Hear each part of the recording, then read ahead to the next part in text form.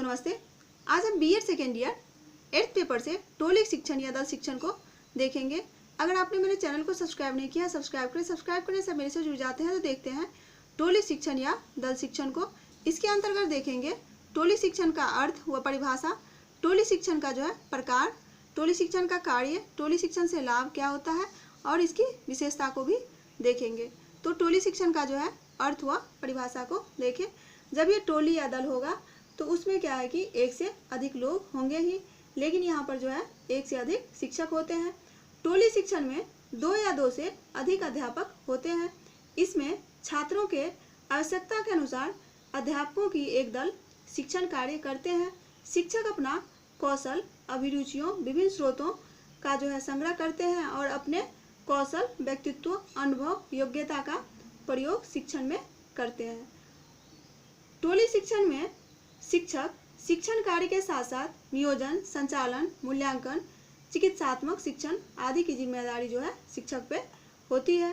टोली शिक्षण व्यवस्था में जो है जो शिक्षक लगे होते हैं वह शिक्षण योजना को मिलकर बनाते हैं तथा इस योजना को लागू और मूल्यांकन भी मिलकर ही करते हैं।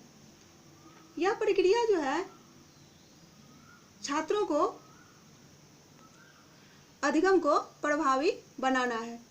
टोली शिक्षण के जो है कुछ विद्वान ने परिभाषा दिया उसको देखें। जान दबे, जान को दबा दिया। जान दबे ने जो परिभाषा दिया उसको देखें। जान को दबाया, टोली में जो भी लोग थे, दो या 2 से अधिक लोग, उसको जान को दबा दिया। तो जान दबे इससे हो गया, जान दबे का परिभाषा हो गया। आपको याद रहे इसीलिए हम इस तरह से कह रहे हैं आपको। तो जान दबे ने बताया कि टोली शिक्षण एक ऐसी व्यवस्था है जिसमें 2 या 2 से अधिक अध्यापक शिक्षण, सहायक सामग्री या बिना इसके सहकारी योजना, अनुदेशन तथा मूल्यांकन के क्षमताओं का निर्धारित समय में अधिकतम लाभ उठाया जाता है। तो यह था जान दबे का परिभाषा। इसके बाद है हम देखेंगे टोली शिक्षण का प्रकार। टोली शिक्षण का जो पहला प्रकार है उसमें है एक ही विभाग के जो अध्यापकों का दल होता है। विभाग एक होता है, उसी में जो अध्यापक का दल होता है। दूसरे तरह का जो है एक ही संस्थाओं के विभिन्न विभागों के अध्यापकों का यह दल होता है। तो संस्था एक होता है लेकिन जो विभाग होता है वह अलग अलग होता है। और तीसरे प्रकार को जो है उसमें क्या है, विभिन्न संस्थाओं के एक ही विभागों के अध्यापकों का यह टोली होता है। इसमें क्या होता है, संस्था अलग अलग होता है। दूसरे प्रकार में संस्था एक था लेकिन तीसरे प्रकार में संस्था अलग अलग है। और दूसरे प्रकार में क्या था, विभाग अलग अलग था और तीसरे प्रकार में क्या है, विभाग एक ही है। तो यह दोनों एक दूसरे के विपरीत है। तो इस तरह से 3 प्रकार का यह जो है शिक्षण टोली हो गया। तो एक ही विभाग के जो अध्यापकों का दल होता है उसको देखें। इस टोली शिक्षण व्यवस्था में एक ही विभाग के अध्यापक होते हैं। यह माध्यमिक और उच्चतर माध्यमिक कक्षाओं के छात्रों के लिए जो है इस तरह का शिक्षण किया जाता है। इस पद्धति में एक ही विषय के 2 से अधिक अध्यापक होते हैं। अमेरिका जैसे देश में इस प्रकार की टोली शिक्षण व्यवस्था विज्ञान, अंग्रेजी व सामाजिक विषयों के मूल्यांकन करने के लिए की जाती है। तो यह हुआ जो एक ही विभाग के अध्यापकों का जो दल है वह माध्यमिक और उच्चतर माध्यमिक कक्षाओं के लिए उपयुक्त है। इसके बाद हम देखेंगे एक ही संस्था एक और विभाग अलग अलग होगा। तो इसमें क्या है कि इस तरह के टोली शिक्षण की व्यवस्था अध्यापक शिक्षा और अध्यापक प्रशिक्षण संस्थाओं में होता है। वहाँ पर ही यह किया जाता है, जहाँ पर प्रशिक्षण संस्थान चलता है वहाँ पर इस तरह का शिक्षण कार्य किया जाता है। शिक्षण व्यवस्था जो है सुगमता से हो, इसके लिए दर्शन एवं सांख्यिकी, मनोविज्ञान, वाणिज्य विभागों के अध्यापकों के सहयोग से टोली शिक्षण कार्य किया जाता है। इस प्रकार की टोली शिक्षण बीएड एमएड में की जाती है। जब यह प्रशिक्षण संस्थान होगा तो बीएड एमएड आएगा ही, की जाती है बीएड एमएड में। इस शिक्षण व्यवस्था में जो है आपसी अनुशासन शिक्षण को बढ़ावा मिलता है। इसके बाद देखेंगे जो संस्थान अलग अलग और जो है विभाग एक ही तरह के में देखेंगे। तो यह शिक्षण व्यवस्था प्रत्येक स्तर पर की जाती है। यह शिक्षण व्यवस्था जो है तीसरी प्रकार की शिक्षण व्यवस्था यह प्रत्येक स्तर पर की जाती है। इस शिक्षण व्यवस्था में दूसरे संस्थाओं के जो विशेषज्ञों को बुलाया जाता है, अलग अलग जगह से विशेषज्ञों, जो दूसरा संस्थान है, क्योंकि संस्थान अलग अलग है, विभिन्न संस्थान है, तो विभिन्न संस्थाओं के विशेषज्ञों को बुलाया जाता है और विषय के विशेष प्रकरण के लिए जो विषय चुना जाता है उसके विशेष टॉपिक पर क्या किया जाता है, शिक्षण कार्य को संपन्न किया जाता है। जहाँ पर एक ही विषय के एक ही अध्यापक होता है वहीं पर यह व्यवस्था लागू की जाती है। अध्यापक एक है और विषय भी उसको एक ही मिला हुआ, एक ही विषय के एक ही अध्यापक वहाँ पर हो, वहीं पर यह व्यवस्था लागू की जाती है। जैसे कि हाई स्कूल स्तर पर विभागों में एक ही विषय का एक ही अध्यापक होता है।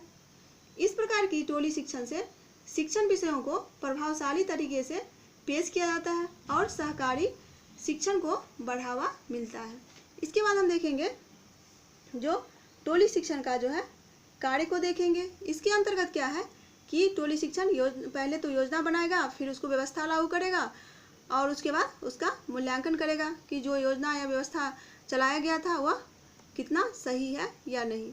तो इसको हम देखेंगे योजना तैयार करना।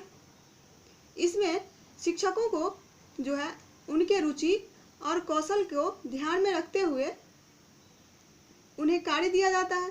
पूरी शिक्षण सामग्री व अन्य साधनों की अधिगम वातावरण तैयार करने की योजना बनाई जाती है। इसमें जो है शिक्षक, कौन से शिक्षक का क्या गुण है, प्रवचन करना, अनुसरण करना, निरीक्षण करना और नेतृत्व क्षमता, ये सारे शिक्षकों का गुण भी देखा जाता है इस योजना को तैयार करने में। अब है व्यवस्था करना, देखेंगे टोली शिक्षण का जो व्यवस्था फिर किया जाता है। अच्छे व योग्य जो अध्यापक होते हैं उनकी देखरेख में छात्रों की कठिनाइयों तथा आवश्यकताओं को ध्यान में रखते हुए टोली शिक्षण की व्यवस्था की जाती है।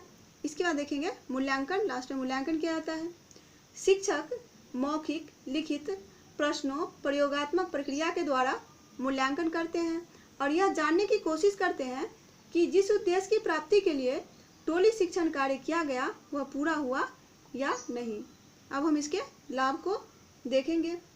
विद्यार्थियों को किसी विषय पर खुली चर्चा करने का अवसर मिलता है। टोली शिक्षण से जो है विद्यार्थियों को किसी भी विषय पर खुली चर्चा करने का अवसर मिलता है। विशेषज्ञों से छात्रों को जो है विशिष्ट ज्ञान मिलता है, आपसी मेलजोल बढ़ता है, अध्यापक को अपने क्षेत्र का विकास होता है क्योंकि दूसरे अध्यापक के समक्ष छात्रों को पढ़ाना पड़ता है जिससे वे जो है अपने विषय का गहन अध्ययन करते हैं और टोली शिक्षण से तत्कालीन समस्या का भी हल होता है। तो ये टोली शिक्षण से जो लाभ हुआ, अब इसकी विशेषता को देखें। इस प्रकार के शिक्षण कार्य में 2 या 2 से अधिक शिक्षक भाग लेते हैं। सभी शिक्षक जो है योजना को मिलकर बनाते हैं और लागू भी मिलकर ही करते हैं। यह योजना जो होता है बहुत ही लचीली होती है। इस शिक्षण विधि को का जो मुख्य उद्देश्य होता है शिक्षण अधिगम को अधिक प्रभावी बनाना होता है। इस प्रक्रिया में छात्रों को आवश्यकता तथा उपलब्ध साधनों को ध्यान में रखकर योजना को बनाया जाता है। इस विधि में शिक्षक उत्तरदायित्व जो है एक शिक्षक पर नहीं होकर पूरे टोली का होता है, पूरे दल का होता है। तो इस तरह से हमने देखा कि टोली शिक्षण या टोली दल को, शिक्षक के दल को देखा, टोली शिक्षण या दल शिक्षण को देखा। धन्यवाद। आप मेरे चैनल को सब्सक्राइब करें, लाइक करें, शेयर करें।